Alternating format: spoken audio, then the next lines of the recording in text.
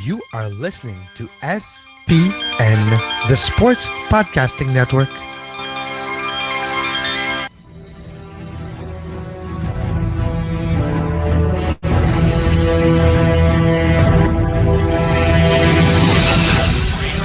Ball from Donovan to good Piatti. Piatti's ball.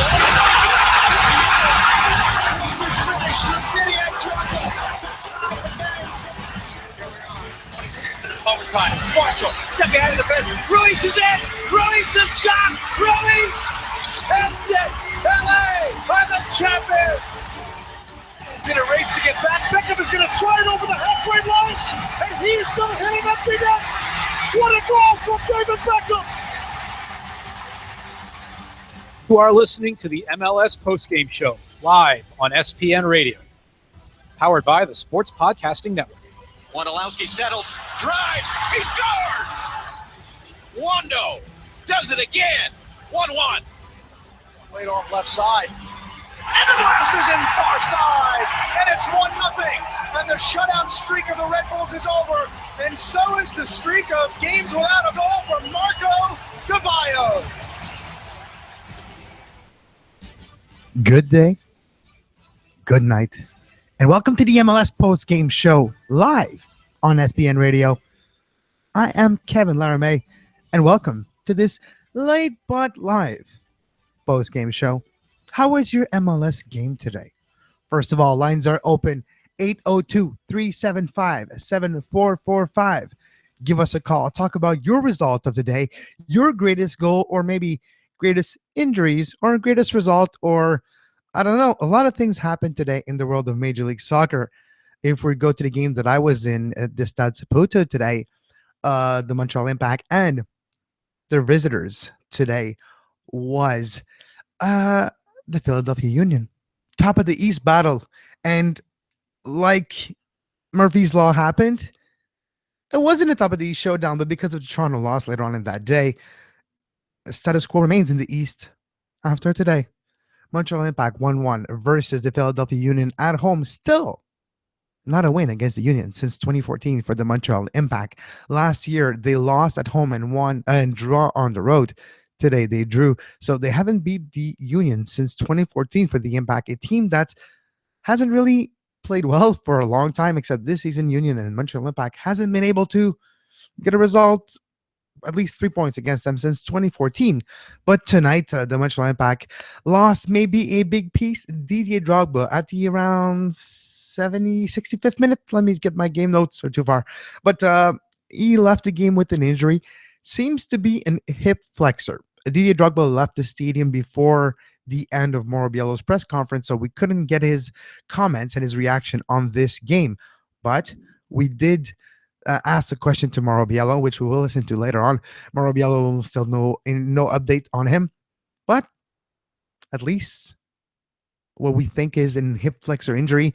He tried to stay on, to soldier on, but he couldn't.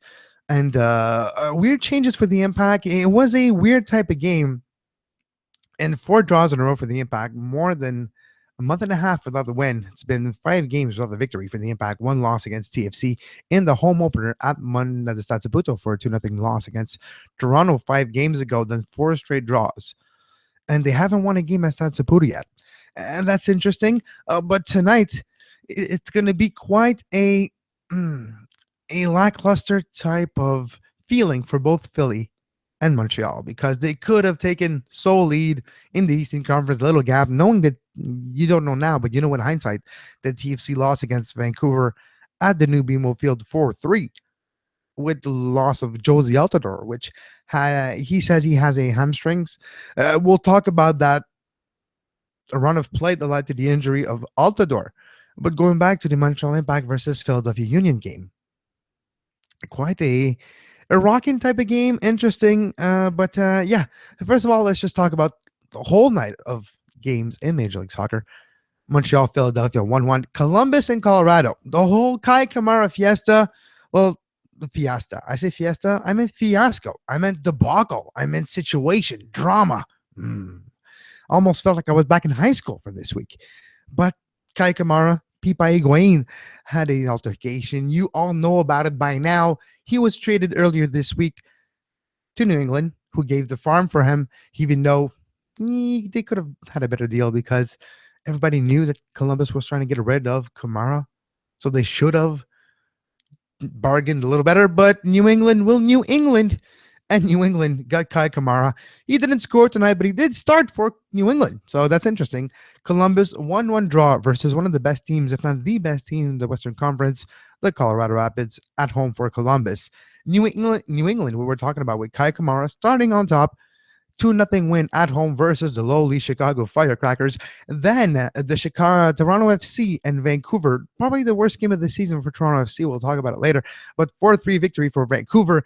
Missed penalty for TFC. Josie Altidore injury. And apparently, I missed this. I was in the travel and I was with Jonathan Tannenwald. But maybe Osorio was injured too. So that's not looking good for Toronto, which they had a good beginning of the season. Well, good.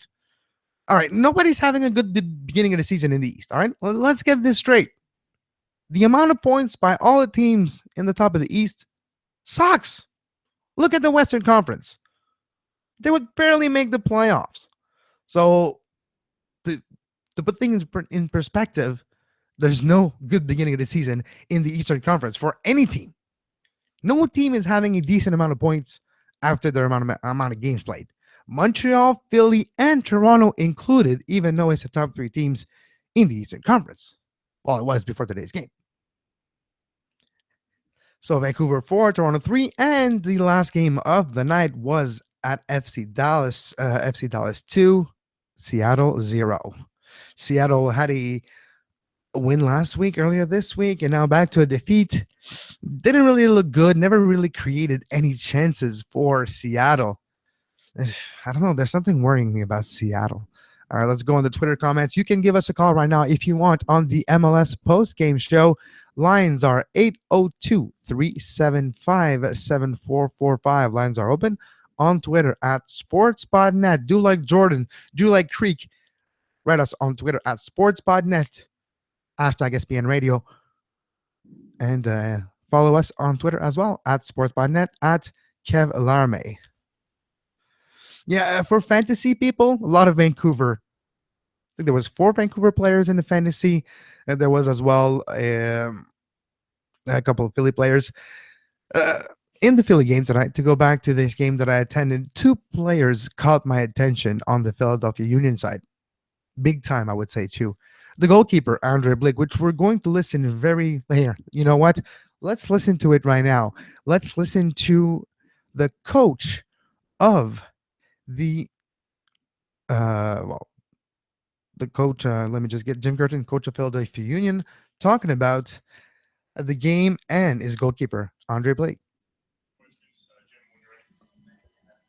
I thought on the day it was a typical battle for the top of a conference. I thought they had the better of the play in the first half. I thought we pushed the game in the second half and probably had the better of the chances in the second half. So overall, I think a point is a fair result. It's a very good team. Montreal, well coached, well organized, a dynamic front four that gives you a lot of problems. It gets scary when the game gets stretched and they have those guys running at you full speed. I thought we dealt with it for the most part well on the day. Disappointing to give up a goal on a restart. I think in the second minute of the game, we actually are positionally in good spots. CJ just fails to get the ball up and out. He has a free header, and Drogba, I'd say, made us pay. Happy with the response and to bounce back and get a point on the road in a tough environment to play in. We'll take it, and we'll look forward to DC on Friday. Question is, Jim, after Drogba scores and the place is going bonkers, Montreal's putting the pressure on. The role that Tranquillo played settling you guys down. Yeah, he's been excellent. Since he came off the little preseason injury, he's gotten his legs. His ability to not just make the final pass or get us a goal, his ability to slow us down. He recognizes when to slow the game down, when to speed it up. He turns in tight spots and runs at defenders. He's an excellent player. He's a number 10 that suits our team. It's a running number 10. You have to be able to run in this league. There's no free rolls anymore. Gone are the the days of Valderrama and the free guys in the middle. You have to be able to run for 90 minutes, and he is the new version of a Philadelphia Union running number 10. He did a great job. Questions? Andrew Blake has been extraordinary for your team today. What is his support to the team, and how different would the scoreline would have been if he wasn't there today? Yeah, he makes a coach sleep well at night. It's good for the center backs to have a guy back there that the biggest thing, yes, he makes the incredible save, the diving save to bail us out in the big spots. But the amount of times when there's a cross that looks like trouble and he comes out with those long arms and just kind of takes it out of the air, it makes the center backs' jobs easier. They can focus on putting their body on Drogba instead of worrying about the ball, because that causes mistakes. When you go and attack the ball, there's collisions, there's different things. But Andre's a nice warm blanket back there, and he does a good job for us. He not only saves what he's supposed to save, he makes the exceptional save that gets you points. Just a follow-up, are you worried for this summer for the Copa, with him probably starting for Jamaica, with how it's going to affect your team? No, we have two strong backups in John McCarthy and excuse me, sorry, I just went blank there. We have two strong backups, and we're very happy with where they're at. They push each other every day in training, and they're fighting for the second spot right now. But when Andre goes away, we have guys that are capable of coming in and taking the position. We'll miss them, though. Of course. Jim, given the reports about Ibrahimovic the last couple of days, how much can you say about the reasoning why he was on your discovery list, and have you been contacted by the league or any teams in the league in regards to him over the last couple of days? Yeah, I saw a bunch of things on Twitter, and a lot of that stuff is speculation. Is there a strategic move to have him on there? Possibly. We don't need to reveal our discovery list officially, but yeah, you look at different things and different mechanisms that our league has, different unique ways that players come back into the league and ways you can be rewarded if you're a little bit out in front of things. So yeah, our discovery list is fluid. It changes a lot. Yeah, if you're asking me if I take Zlatan on our team, yes, I would. But at the same time, it's just speculation now. There's always different things to drive up prices and things like that. So we'll see what happens. Do you think you have a chance of landing him? I mean, again, we always want to upgrade. We always want to improve, and he obviously improves any team. He's a champion. Anywhere he plays, he wins. He scores goals. So I can't believe I'm answering questions on this, by the way. But yeah, it'd be nice to have him if we could get him. Any other questions for Jim? Just were you guys upset about it getting out there? Upset? No, it doesn't matter. There's nothing that could change, really. So we're fine with it. At the same time, again, I credit our whole technical staff for being a bit ahead of the curve. And again, it's all speculation now at this point. So we'll see what happens. If it benefits us, it does. If not, it doesn't really affect anything either. Last one. Last two games against LA and Montreal, two of the top 3 or 4 teams this entire league. Come through that. I know you didn't win either, but come through that undefeated. What about the statement that's made about how good this team is? Yeah, I think it's you grow from every game that you play in. When it's against the elite, yeah, you get a little more confidence. Today was another game that was very high tempo. It was end to end. It was fast. The tackles were flying in. The ball was moving quick. Two good teams attacking each other. On a different day, it could have been a 3-3 game. I think there was a lot of opportunities out there. Goalkeepers both played well. I think we have a good experienced group, but we finished again a game with 3 rookies on the field. Josh, Keegan, and Fabian, it needs to be said, all are doing a very good job. They're not just out on the field going through games and starting. They're contributing, making a big impact. And again, it's a team. We win and lose as a team, and we draw as a team as well. And I thought that the guys put a ton into that. Thanks to Jim Curtin, head coach of the Philadelphia Union, for his post-game comments after the game tonight and the press conference at Sabuto. So the 1-1, you heard the comments on Andre Blake. Very interesting. The goalkeeper probably will move on from Philly in the future. They will get a hefty transfer price probably for him, or a whatever tam, dam, gam, gram, whatever they need, they will get it. But when you're looking at Andre Blake as a goalkeeper, his strong suit, like Coach Jim Curtin was saying, he goes for balls. He's not afraid. He's quote unquote brave. And the play between him and Drogba all around the game, Drogba gets the better of him in the third minute, but Andre Blake gets the last word. Point blank save on Drogba, free kick save on Drogba. They were talking to each other, hugging, hitting, chirping each other all around the end of the end of the first half, sorry, and the whole second half. The play between the two really caught my attention, and it was quite interesting up until Drogba left the game. And that's the other question. Now that we're seeing Drogba, who suffered in this game, even though he started really well with the goal early on in this game, Didier Drogba was suffering from probably overplaying in this game that led to an injury. We'll see how severe, or the Orlando game was probably planned for him not to play. That would probably explain why there was 5 straight start for Didier Drogba, this game included. And before today, it was 4 straight 90 minutes. So in their minds, he was probably playing this amount of minutes in preview of him missing next week against Orlando, in Orlando. Makes sense that way. Makes sense that probably would have been subbed off either way today.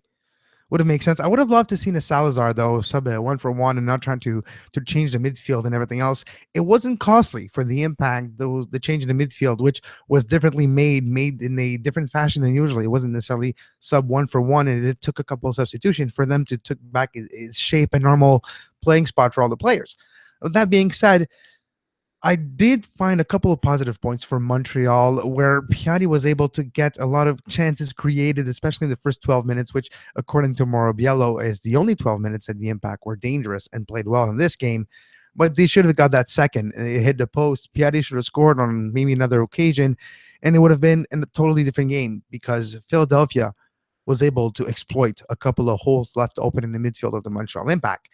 Where the hole come from, I would need to go back and watch the game again. I haven't had time to rewatch the entirety of the game for a second time, having recorded earlier tonight with Jonathan Tannenwald, the Outdoor Works post-game show, which will be out probably in the morning. Need to put this back together. But there was I talked to Kyle Becker. The back line was solid for Montreal tonight. The goal did come from a Laurent Simon mistake, and a Victor Cabrera ball watching gets vacuumed in on that ball, leaves a wide open CJ Sapong on the 6-yard line, taps in for an empty net goal, basically, for the Union. So yes, the backline was stronger today. It didn't allow 4 goals. It was stronger. But Victor Cabrera has been maybe the scapegoat the last few weeks, but deservedly so. And it's interesting, though, because having conversation with my colleagues, the point came out, like the topic was raised, that he's not the same since he had that big knock injury. And if you listen to the sports podcasting network, you've heard on the Two Solitudes, myself saying the same point, where I thought that it was on this very hit that he didn't, nothing to do with a concussion or a repercussion of a concussion that would explain his bad play. No, what I'm saying is confidence wise, but more like an awareness of yourself in the air and where you are at all times and where the other player is, and you don't get hit again that hard. Maybe that subconsciously is up in there because he's losing the one-on-one duel majority of the time over the last few games. And it actually resulted into goals. And we've seen it tonight once again. And for the Montreal Impact tonight, it cost them 2 points. Interesting point, though.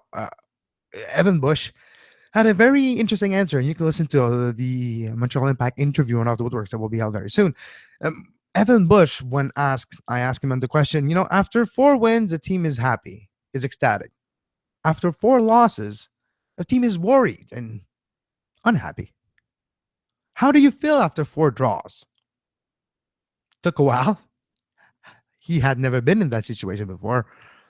But interesting comment he mentioned is, the best quote I heard lately, speaking about a draw against somebody that you're fighting in the title race with or in the table with right now.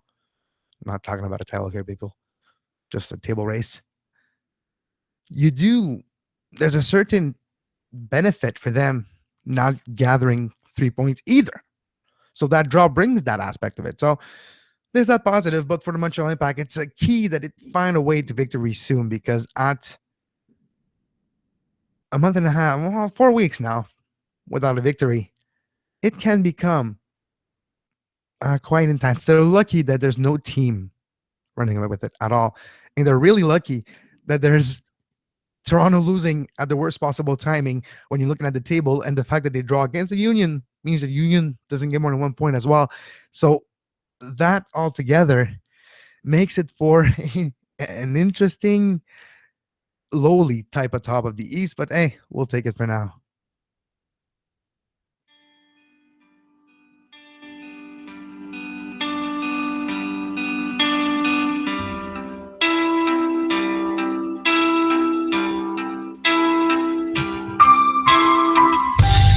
You are listening to SPN Radio, powered by the Sports Podcasting Network. Visit sportspodcastingnetwork.com for more.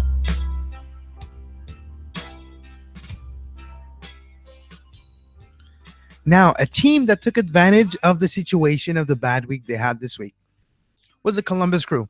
Yeah, it's only a draw, another non-victory for Columbus, which only have 2 victories this season. But Colorado, hottest team in the league so far, that's even without their newest signing being in the league, which will be Tim Howard, coming in a few months from now. When he joins, I don't know how many points, not the total other story of what a DP goalkeeper can bring to a team. I had a discussion and that idea or theory 3 years ago with a lot of my colleagues and a lot of Montreal Impact fans. We talked about the possibility of having a goalkeeper DP. Was it worth it? Is the gain enough to justify the salary? Is the points gathered with his presence in net between the pipes enough to justify the salary that he's getting? Now that he's not worth it as a draw, as a U.S. men's national team in a team like Colorado, in a market that has seen the national team before and him play, just go back to the Snow Classico, it does have a worth. I agree. But in a salary cap league, does having a DP goalkeeper really gets you enough points to justify it? It's interesting because Colorado's top of the West without him. So does his addition really warrants the salary that he gets? Is it worth it? That's a question we're gonna have to answer at the end of the season, will we? Because right now, nothing, like not even a striker could really benefit the position they're in right now. So I just don't see the value in a Tim Howard in a salary cap league. Not that I don't see his value on a day-to-day game basis. I do. But think about it in a salary cap mindset. The goalkeeper you have now does the job pretty well. Zach McMath is actually faring pretty good. And it's a shame because Zach McMath is like the same pattern is reappearing for him that happened in Philly. Somebody comes in and takes his spot and has to go somewhere else to play. So now Zach McMath is playing well. He's having good results for Colorado, but he's going to have his job taken from him by somebody bigger and badder. So that's going to be interesting to follow up to that and to see if it's worth it, the salary that Colorado will give to Tim Howard in the rest of the season, to see if he brings enough to justify that. If the stands are full, maybe that's good enough for them. But Columbus, with that draw, maybe reassured everybody that by getting rid of Kamara, you would get that locker room back together. Because let's face it, that blew up, that blow off, literally, that we saw between Pippa and Kai last weekend has been brewing for a while. Don't tell me that this is a one-off and people react that way. If it was a one-off, the club wouldn't have reacted by trading him right away. Hours later. All right, a few days later. It still counts as hours later. So something else happened. They had a prior history between the two. And if you look statistically at their play, link up play, which was illustrated by Matthew Doe on MLSsoccer.com, great work, Matthew, the armchair analyst, you do see a correlation, statistically speaking, objectively speaking, between the comments of Kamara, which are not objective, they're subjective. But you do see a certain truth to that. Now, what led to this point? Did Columbus took a side and decided to choose with Pippa and get rid of Kai, even though he was the biggest name goal scoring wise? Only time will tell if the decision was right. But after day one, after game day one, after that trade for both club, New England won 2-0. Columbus draw 1-1 against arguably one of the best teams of the league. So you kind of have to say that mission accomplished on both sides right now. But you kind of have to wait a little bit to see if the rumors or the reputation, let's face it, it's a reputation that Kai Kamara has built himself over the years in MLS of being a locker room poison. Is it true? Is it warranted? Only a handful of people are actually able to answer that question objectively. I'm not one of them, but I can ask the question. There is a correlation between where he plays, doesn't stay that long, moves on, and teams are not necessarily worse for it. We'll see how Columbus fares, and we'll see how New England fares. Speaking of New England, tonight, New England, 2-0 victory against the Chicago Fire. The Chicago Firecrackers. What's to say about Chicago that I haven't said last year? What's to say about Chicago that I haven't said 2 years ago? One of the first memes I ever created was the Chicago Firecrackers. It was two little firecrackers arguing, saying, I shouldn't be called a fire, I'm just a poof. So, the Chicago Firecrackers, what did they do? They're worse than they were. So, everybody that comes out of Chicago, bloom somewhere else. That'll tell you something. Look at the Arco now. So, when you're looking at Chicago, you're probably thinking, well, is it going to stay the same? Are they going to just continue existing in this hole that they're in? They're not drawing that many amount of fans. They got their loyal fan base that shows up game to game. And trust me, they're going to show up every game now. No matter what, they're going to show up. So they have that fan base. There's no way to get more fans, not with the stadium location and not with the team's results right now. And not with the short history of this team over the last 5 years. But if you go back 20 years from now, they were 10 years from now. 10 years, actually, in the past. They were a powerhouse in this league. A lot of things happened since then. But what's needed in Chicago? Let us know. Phone lines are open at SportsPodNet on Twitter. Give us a tweet, talk to us, or give us a call. 802-375-7445. Or if you're an international caller, you would like to call in our Skype line is offthewoodworkx with an X at the end. So off the woodworks. Now, continuing on our overview of tonight's game, there was a Canadian derby, quote unquote. I don't see Vancouver-Toronto as a derby per se, even though tonight it got kind of ugly. The game, but especially on Twitter, bad things were said, bad tweets were tweeted, they were deleted, and things were moved on. I'm not going to say them here because that would be giving credence to that tweet itself, which was disrespectful, which was uncalled for, and very much a jackass tweet. Good thing it was deleted, but screen captures do exist.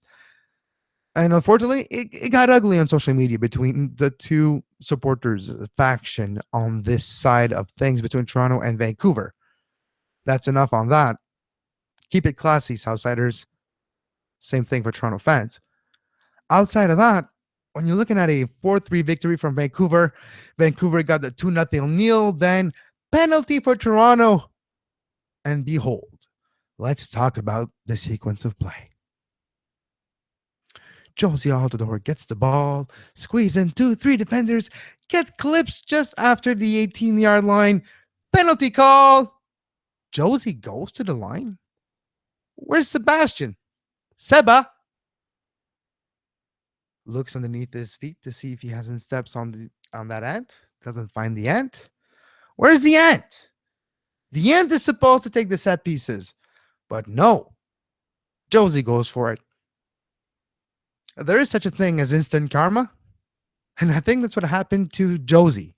So, Josie, from now on, I think you better let Seba handle the PKs because not only did he not score on the PK and got his shot to the left of the goalkeeper, his right, stopped by Usted. Very good stop, by the way. But he injured himself and went straight to the locker room and got substituted right after his missed penalty. Mobabuli went in. Yeah, exactly. You get the point. Very Toronto sequence. I know. It's like history repeating. Fine.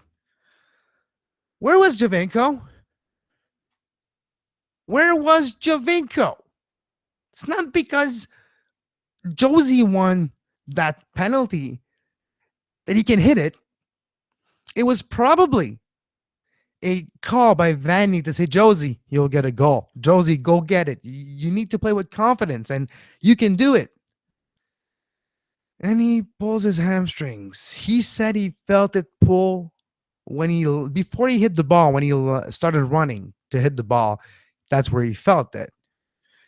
If you look in slow motion at the penalty, which I did many times, his planting foot when he's about to hit the ball skids when he hits the ball. Is it enough to hinder or put his body in a situation or position that a hamstring can be pulled? Now, this is a bad news for a Toronto FC team. It's a bad news for the U.S. men's national team. Well, U.S. men's national team. Because if it's a serious hamstrings injury, the Copa Centenario is just around the corner. Big tournament against Brazil, Colombia, Argentina. Team that you don't have a chance to face a lot in your lifetime. As a country. For the States. For the Outlaws. But Josie, being more and more known as injury prone now, gets injured. Is it instant karma, like I was saying, because he shouldn't have taken that PK? Maybe. Maybe it's bad luck, it's a freak accident, call it whatever you like. At the end of the day, Josie Altidore is injured. And I'm not sure, I don't have seen the report yet, but apparently Osorio has been injured as well. So if you have more detail on this, give us a call. Lines are open, 802-375-7445. But after that missed penalty kick by Josie Altidore, there was a moment of brilliance by none other than Clint Irwin.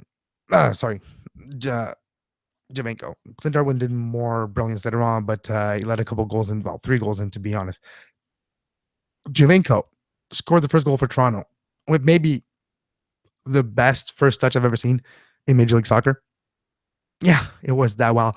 The Damian Perky pass that was about 60 yards long in a Javinko that's covered by 2, if not 3. There's 2 defenders in the direct vicinity and 1 on its way.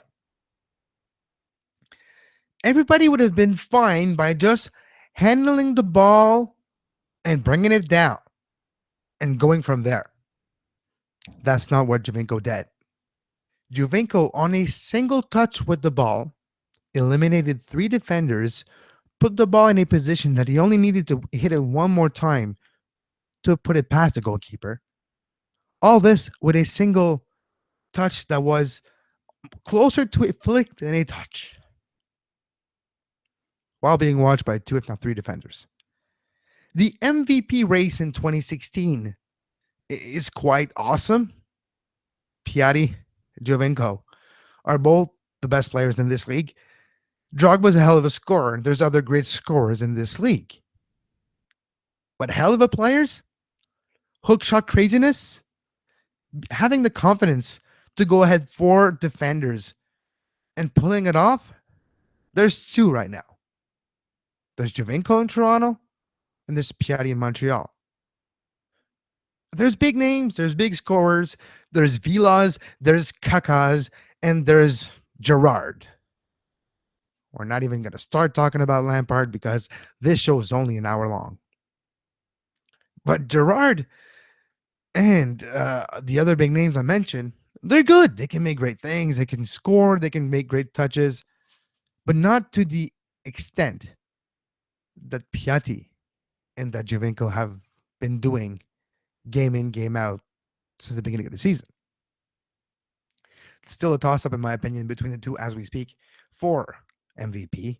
We're only a third way from the season, I agree, but it's still quite a ways away.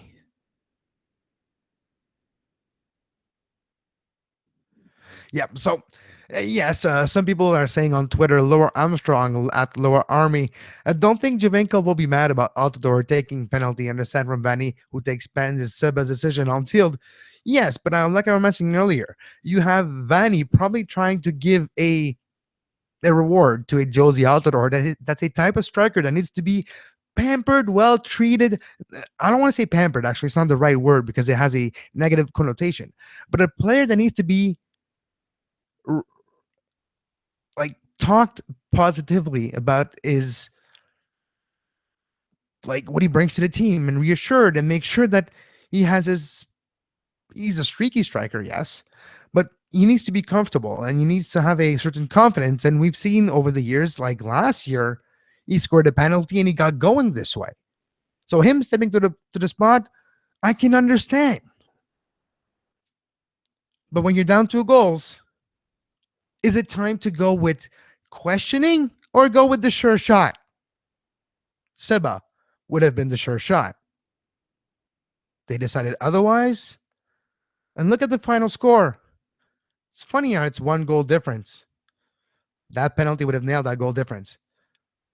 I don't put it on the Josie's shoulder. I put it on whoever decided that Seba wasn't the man to take that spot penalty. And we saw that happen.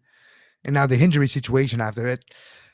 We'll wait to have more details, but it's like in the Drogba situation. The latest news we have, it's in the hip flexor, but that's according to our assumptions. According to the club, they don't really know right now. They're waiting for more confirmation or more news. And again, Didier Drogba left the stadium before the end of Mauro Biello's presser. So there was no way we would actually know and talk to him after tonight's game. That being said, there was other game as well in Major League Soccer tonight. Dallas, the latest game tonight, Dallas versus Seattle, 2-0 FC Dallas. Nothing really to go crazy about. Dallas slowly getting a great victory. Dallas is a mystery for me in 2016 in Major League Soccer. One of the best teams, if not the best teams in the West with Colorado right now. But they can lose 5-0, 5-2, 3-0. We've seen those instances happen 4 times or more in 2016. So when you're hit and miss, I don't know, there's still a young team built by Oscar Pereira with academy and great players like Mauro Diaz and Mauro Rosales bringing experience to this team. They did have a penalty at the 3rd minute, but they did score a goal at the 80th minute as well. So it was worth it. It wasn't all about that penalty kick for Dallas. But Seattle is a question for me. Never really pallied the loss of a Oba Martins. Tactically speaking, seems to be something missing with Siggy Schmitz this year. I know it's a theory that we've been talking about and rolling around earlier this year with the Bruce Arena included. Bruce Arena has proved us wrong on the pitch with his results of his team lately. Siggy didn't. Transfer-wise, it was kind of shaky for Seattle this offseason. No big name. Jordan Morris. He does well. He scores when he can. Not bringing any result. And when you're talking about a fullback or a midfielder, depending on where he's utilized, you're not expecting a game changer either. That's kind of what they need. The Clint Dempsey of this year is not the Clint Dempsey of a year ago. And we've talked about how 1 year of playing on turf, not that it's scientifically proven or no, we know it's different. But from the players themselves, that turf is something weird. That turf is something special. In a year of use, now it's been 2 now for Dempsey. You kind of have that, it's getting harder. And when you look at Dempsey, he looked like he aged 10 years over the last 2 years. physically and sport speaking, watching his play. It's not what it used to be just a year from now. How much of that is just due to the fact that Obo Martin has moved on and is now playing in China and getting paid a whole lot of money? Or is it due to outside, the way that they actually are approaching the game, the way he gets the service, the way that he lost a couple of key pieces, the Eagles of this world and all that? Is it all that related, and that why Seattle is struggling this year? That's interesting as well. Lines are open, 802-375-7445. Give us a call. Right now, we will be listening to Evan Bush, goalkeeper for the Montreal Impact, talking about a weird fourth draw in a row for Montreal. What's the thought, and what does a player tell himself after the fourth draw in a row? How do you feel about the overall right now? You're in first, but you have 1 in 5. Yeah. Kind of, how do you feel about where you stand? Yeah, I mean, like, it's kind of like a catch-22, right? You look at the table and you're happy about that, I suppose. But 16 points through 11 games, you want to have more than that. And, especially the last 5 games. Again, it's kind of a strange situation because we haven't won in 5, but it's also 4 draws in a row now, 3 draws in a row, something like that. So, I mean, it'd be nice to finish off a game, especially at home. But at this point, you have to also look at the positives that you're still collecting points at a tough time. What do you? I could be negative here and say what's wrong, or I could be positive and ask you what's right. Where do you want to go with it? I mean, there's both really. The negative, again, a goal is, the same thing again, where it's, across from a wide area, poor box defending, the guy smashed it home, and it's another blown lead at home. So that's obviously the negative. The positive, I think that we started out great today. The first 20 minutes, we were fantastic. And looking back now, you think that, you needed the second goal in that 20 minutes to really, put the game away. And if we got a second goal there when we were really on top of them, then the game would have gotten put away. But we didn't, and we had to suffer a little bit at the end there. No losses, but no clean sheets either. So how does that factor into you? Yeah, it's really frustrating again because, like I said, it's the same goals that we keep giving up over and over, and there could have been more today too. I think that our balance, our shape got a little bit stretched in the second half when, we were trying to push for the game winner, which you can't really blame our guys. You want to win at home and you want the guys to push for a game winner. But we didn't, I don't think we kept our shape well enough. And fortunately, they didn't hurt us.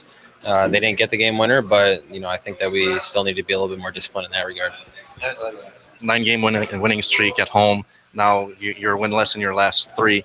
Do you see anything different? Maybe the guys trying to do too much in front of the fans or holding on to the ball before taking a shot, trying the perfect play? I think teams just have a different mindset when they come in here now. They get behind the ball, they try to counter, and it's something that we need to try to be a little bit better at. We've been good on the road this year. It's because we've had some space, to attack teams when they're up and trying to press on us. And tonight, like I said, it was a game where I thought the first 20 minutes we really dominated it. We had a bunch of chances. If we finish a second goal there, I think that really kills them, especially on a short week. And we didn't get it, and unfortunately, we gave up another goal with kind of the same. It looked the same as a lot of the goals we've been giving up lately. After 4 wins, the team is ecstatic. After 4 losses, the team is not depressed, but they're worried. How do you feel after 4 draws? I mean, if they were 4 draws on the road, I suppose you feel a little bit better. It's hard to say. I've never been in a situation where I've had 4 draws in a row. First time for the club here, by the way. All right, well, there you go. I think if you look at it from a positive perspective, we were getting points at a moment where we have a lot of injuries. We have a lot of guys, in and out of the lineup. It's a tough time, and every team goes through tough times in this league. I feel like, you look at a team like Kansas City, they started off really hot at the start of the year, and now they've gone, I think, 6 games without a win. So, teams go through those moments. It's about collecting points and, keeping it respectable in the table. And, whether it's our fault or other teams in the East's fault, we're still in first place and until this game's over at least, and then we'll see what happens after that. Well, on the positive side of things, there's no team running away with the Eastern Conference. So at least there's a positive side that Montreal's still in the thick of thing with 4 draws and 5 games without a victory. Yeah, we're in the thick of things for sure. I mean, we're in first place, so I'd say that's in the thick of things. We have a lot of conference games coming up. Philadelphia, one of the best quotes I've heard a guy say is that draws aren't always the worst because, especially against Philadelphia, they're behind us in the table, and it's not only that we didn't get 3 points, but we kept them from getting points as well. So there's a silver lining to everything, and for this, you just have to look at it that way. I would be way off base, but do you think that the loss, the opener here to Toronto, kind of stunned you guys a bit? Did it catch you off guard and kind of? Maybe a little bit, but I think more of it has to do with just so many guys in and out of the lineup.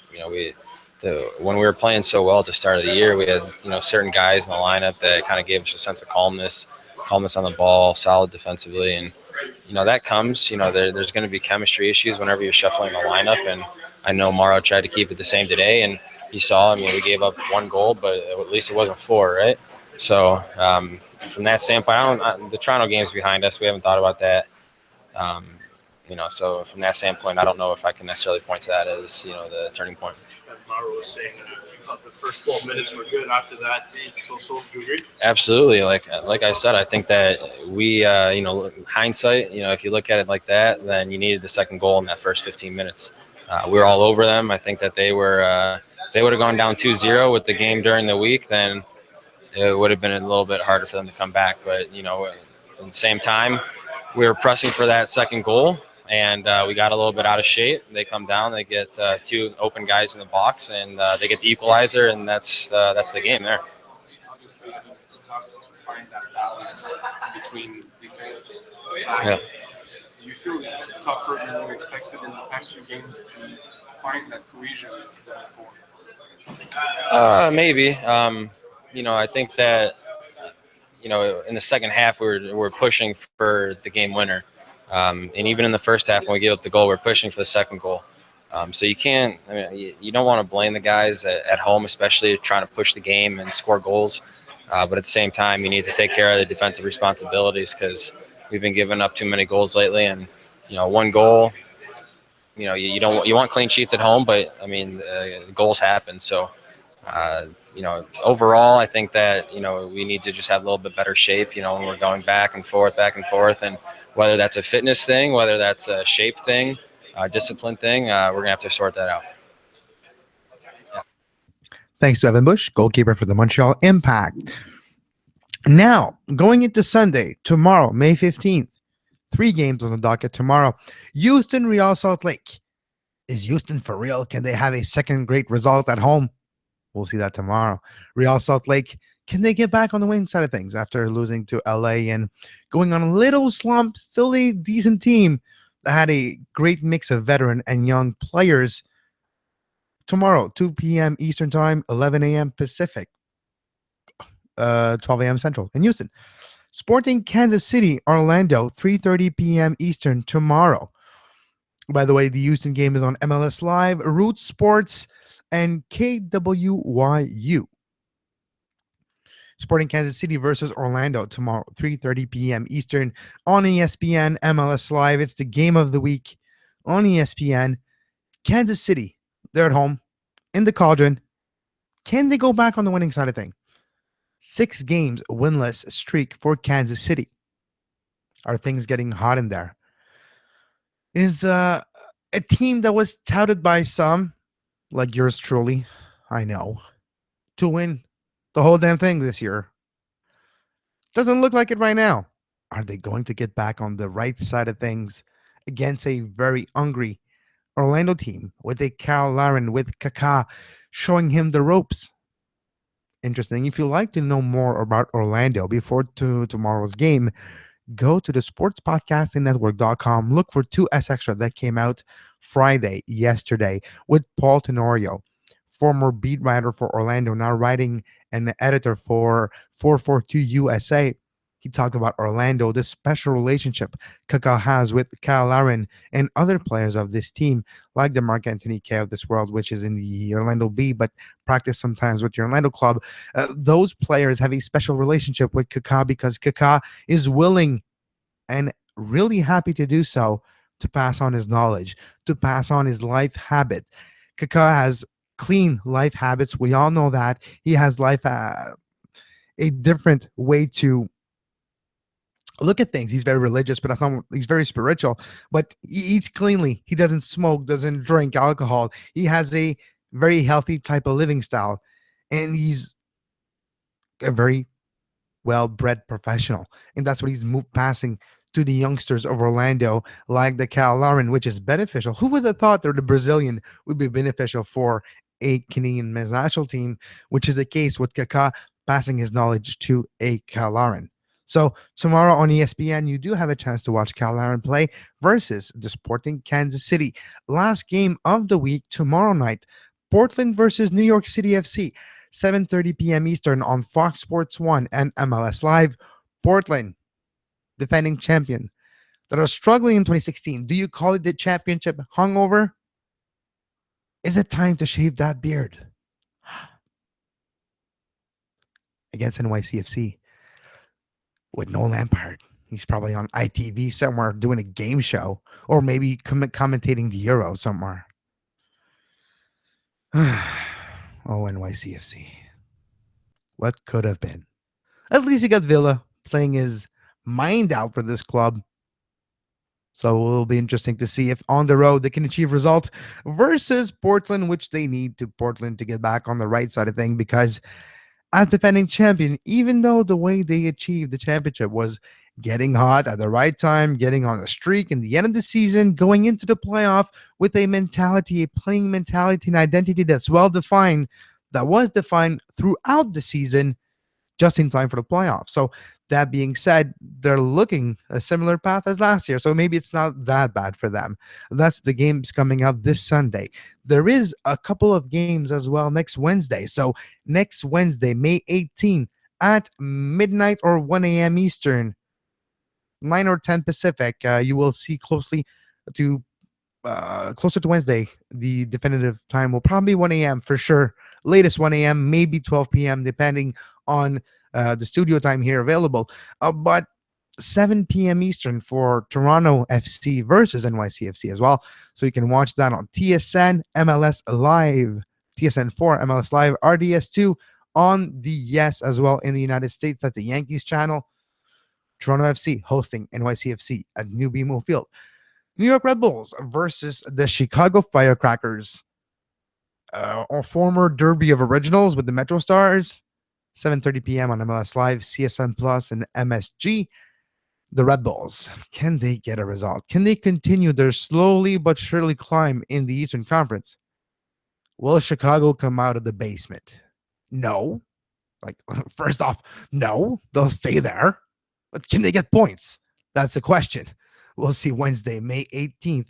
Those are the game coming this Wednesday. Again, you can look for a MLS post-game show live Wednesday night at the latest 1 a.m. on SPN Radio. Open Lines After Dark returns tomorrow night at midnight for your favorite sports radio show. Open Lines with no boundaries. All sports topics, or even all topics, are welcome. Open Lines After Dark tomorrow night. Studio line is the same, so program it in your phone. 802-375-7445.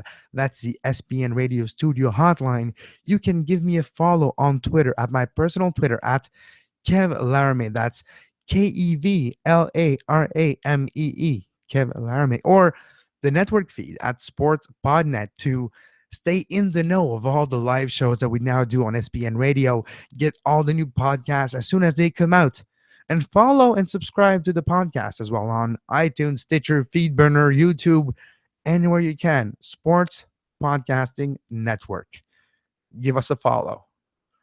Look for your normal schedule on the network this week with a couple of bonus shows. Look for the return of the Game Set Podcast, talking about the clay season and making a little preview of the upcoming Roland Garros, the French Open, which will be happening in the next few weeks. It starts at the end of the month. That will be very interesting.